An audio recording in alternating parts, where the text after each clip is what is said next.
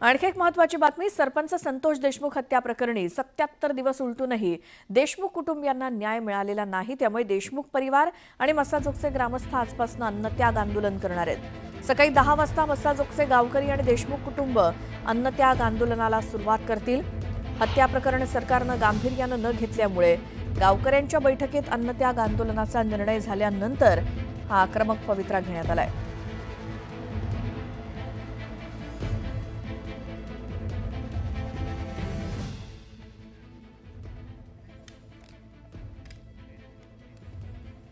आणि आता या बुलेटिनमध्ये बघूयात सकाळच्या 100 बातम्या।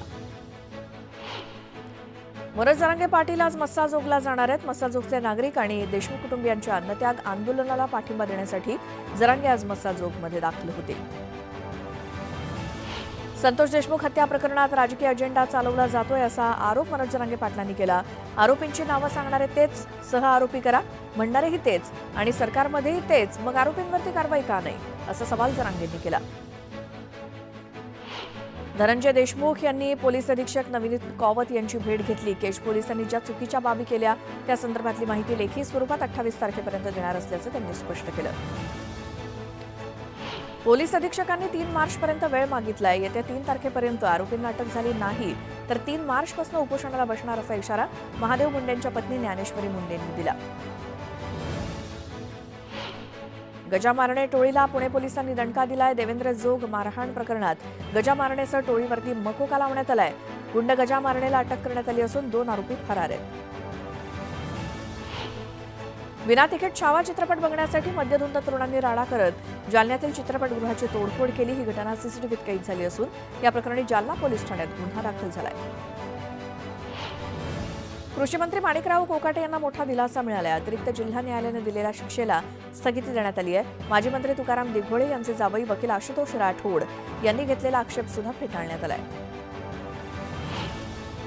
लोकसभेतील विरोधी पक्षनेते राहुल गांधी यांच्या विरोधात असलेल्या दाखल बदनामीच्या खटल्याची पुढची सुनावणी 6 मार्चला घेण्याचे खासदार आमदार विशेष न्यायालयानं ठरवलंय। 2018 साली कर्नाटकातील विधानसभा निवडणुकीमध्ये राहुल गांधी यांनी केंद्रीय गृहमंत्री अमित शहा यांच्या विरोधात केलेल्या वक्तव्यामुळे भाजपचे स्थानिक नेते मिश्रा यांनी हा खटला दाखल केला। कोकाटेंना कदाचित माहीत नसेल, ओएसडीची नियुक्ती मुख्यमंत्रीच ठरवतात। कुणी नाराज झालं तरी अशा ओएसडी नियुक्तीला मान्यता देणार नाही अशा शब्दात ओएसडींच्या नियुक्तीवरनं मुख्यमंत्री फडणवीसांनी मंत्री कोकाटेंना खडेबोल सुनावले। आत्मसन्मान असलेली व्यक्ती मंत्रिपदावरती राहणार नाही, मात्र नैतिकता आणि याचा काही संबंध नसल्याचं वाटत नाही अशा शब्दात नाव न घेता शरद पवारांनी धनंजय मुंडेंना टोला लगावला। मी कुणाचा सत्कार करायचा यासाठी कुणाची परवानगी घ्यावी लागणार का असा सवाल विचारत शरद पवारांनी एकनाथ शिंदेंच्या सत्कारावरनं संजय राऊतांनी केलेल्या टीकेला प्रत्युत्तर दिलं। पुणे शहर, जिल्हा आणि पिंपरी चिंचवड शहर कार्यकारिणीची खासदार सुनेत्रा पवार यांच्या प्रमुख उपस्थितीत बैठक पार पडली आणि यावेळी राष्ट्रवादी महिला काँग्रेसच्या सदस्य नोंदणी अभियानाचा सुद्धा शुभारंभ करण्यात आला। सातारा जिल्ह्यात शिवसेनेच्या वतीनं जिल्हा संपर्क अभियान राबवण्यात आलं। या अभियानाची सांगता युवा सेनेकडनं घेण्यात आलेल्या संवाद मेळाव्यानं करण्यात आली। यावेळी पक्षवाढी संदर्भात खासदार धैर्यशील माने यांनी शिवसैनिकांना मार्गदर्शन केलं। नंदुरबारमधील तळोद्यामध्ये प्रधानमंत्री किसान सन्मान निधी योजनेअंतर्गत 19व्या हप्त्याच्या वाटपाचा कार्यक्रम घेण्यात आला। आमदार राजेश पाडवींच्या हस्ते हप्त्याचं वाटप करण्यात आलं।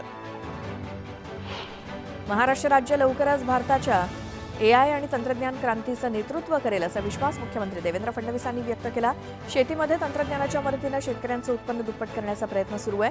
ॲग्रिस्टंट उपक्रमाअंतर्गत संपूर्ण शेती प्रक्रियेचं डिजिटलायझेशन करण्यात येते असं फडणवीस म्हणाले। माजी आमदार रवींद्र धंगेकर आज एक मोठा निर्णय घेण्याच्या तयारीत आहेत, कारण रवींद्र धंगेकर यांनी कार्यकर्त्यांची आज एक महत्त्वाची बैठक बोलावली आहे। या बैठकीत धंगेकर आपल्या कार्यकर्त्यांशी चर्चा करणार आहेत। काँग्रेसमधल्या नाराजीमुळे माजी आमदार धंगेकर शिवसेनेत जाण्याची शक्यता आहे। धंगेकर यांनी काही दिवसांपूर्वी एकनाथ शिंदेंची भेट घेतली होती। गेल्या 2 दिवसांपासून धंगेकर यांच्या सोशल मीडिया पोस्ट सुद्धा चर्चेत आहेत। त्यामुळे रवींद्र धंगेकर काँग्रेसचा हात सोडून हातात धनुष्यबाण घेण्याची शक्यता आहे।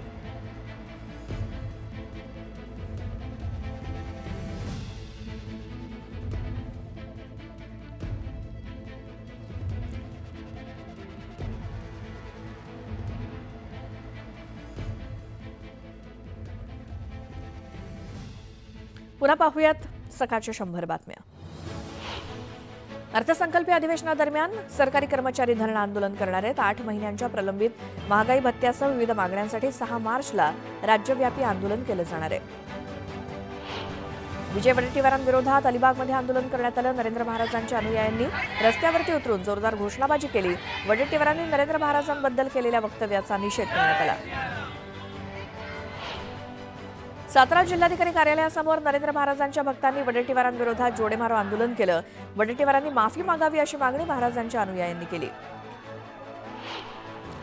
वाशिममध्ये पाटणी चौकात नरेंद्र महाराजांच्या अनुयायांनी विजय वडेट्टीवारांचा निषेध केला. वडेट्टीवारांच्या प्रतिमेला जोडे मारत वक्तव्य मागे घेण्याची आक्रमक मागणी अनुयायांनी केली. श्री संप्रदाय अकोला जिल्हा सेवा समितीनं धिंगरा चौकात वडेट्टीवारांविरोधात तीव्र निषेध व्यक्त केला. वडेट्टीवारांवर कारवाई करण्याची मागणी करत त्यांनी नरेंद्राचार्य महाराजांची माफी मागावी अशी मागणी केली. रत्नागिरीत विजय वडेट्टीवार यांच्या वक्तव्याविरोधात नरेंद्र महाराजांच्या अनुयायांनी जिल्हाधिकारी कार्यालयासमोर निषेध आंदोलन केलं. वडेट्टीवारांच्या प्रतिकात्मक पुतळ्याची अंत्ययात्रा काढत जोरदार घोषणाबाजी करण्यात आली. सिंहस्थ कुंभमेळ्याची महत्त्वाची बैठक मुख्यमंत्री देवेंद्र फडणवीस यांच्या उपस्थितीत महाशिवरात्रीच्या दिवशी म्हणजेच 26 फेब्रुवारीला होणार आहे. मुंबईत होणाऱ्या बैठकीसाठी सर्वच प्रशासकीय यंत्रणेची जय्यत तयारी सुरू आहे. राष्ट्रीय स्वयंसेवक संघाच्या अखिल भारतीय प्रतिनिधी सभेचं आयोजन 21 ते 23 मार्च दरम्यान कर्नाटकातल्या बेंगळुरू इथे करण्यात आलंय. संघाच्या शताब्दी वर्षामुळे याला महत्त्व आलंय.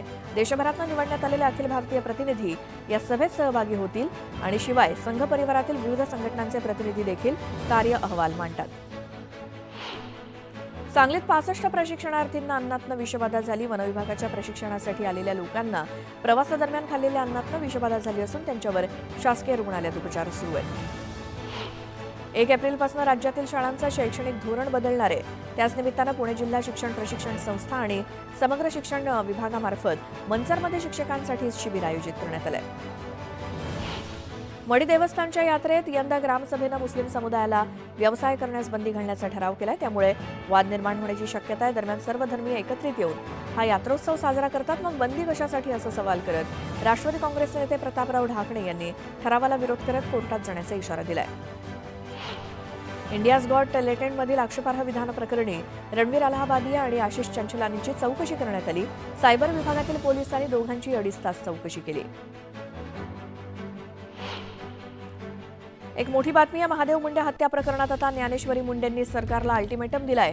या प्रकरणात पोलीस अधीक्षक नवनीत कौवत यांनी 3 मार्चपर्यंत वेळ वाढवून मागितलाय. मात्र यानंतर आपण उपोषणाला बसू, कुणाचंही ऐकणार नाही असा इशारा ज्ञानेश्वरी मुंडेंनी दिला. मागच्या वर्षी ऑक्टोबर महिन्यात महादेव मुंडेंची हत्या झाली, पण आरोपींना अद्याप अटक झालेली नाही. वाल्मिक कराड आणि त्याच्या साथीदारांनीच महादेव मुंडेंची हत्या केल्याचा आरोप केला जातोय.